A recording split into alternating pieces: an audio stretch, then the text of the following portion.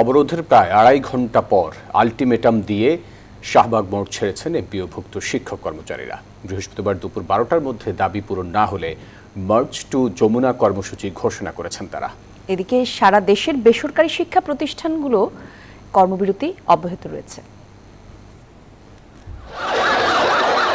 পুলিশের ব্যারিকেড ভেঙে রাজধানীর শাহবাগ মোড়ে অবস্থান নেন আন্দোলনরত এমপিওভুক্ত শিক্ষক কর্মচারীরা। তাদের এই অবস্থান 2.5 ঘন্টা ধরে।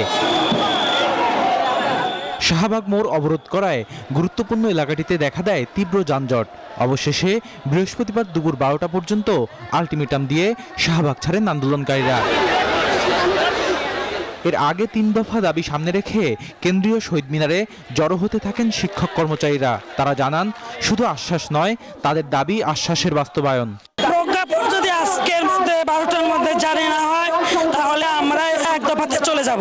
আমলাতান্ত্রিক জটিলতার কারণে আমাদের এই দাবিগুলো আদায় হচ্ছে না। অর্থ মন্ত্রণালয়, পরিকল্পনা মন্ত্রণালয় এবং শিক্ষা মন্ত্রণালয় একত্রে বসে এবং তারা যদি সিদ্ধান্ত নেয় তাহলেই আমার মনে হয় যে এই সমস্যার সমাধান হবে। সেখানে তাদের সঙ্গে সংহতি জানান বিভিন্ন সংগঠনের নেতারা। আমরা মন্ত্রণালয়ে গিয়ে শিক্ষকদের পক্ষে কথা বলার চেষ্টা করেছি, কিন্তু সচিবরা, আমলারা, উপদেষ্টারা যেই পরিমাণের শিক্ষকদের ব্যাপারে তাচ্ছিল্য দেখিয়েছে, যা আমাদেরকে বাধ্য করেছে এই শহীদ মিনার এবং রাজপথ বেছে নেওয়ার জন্য।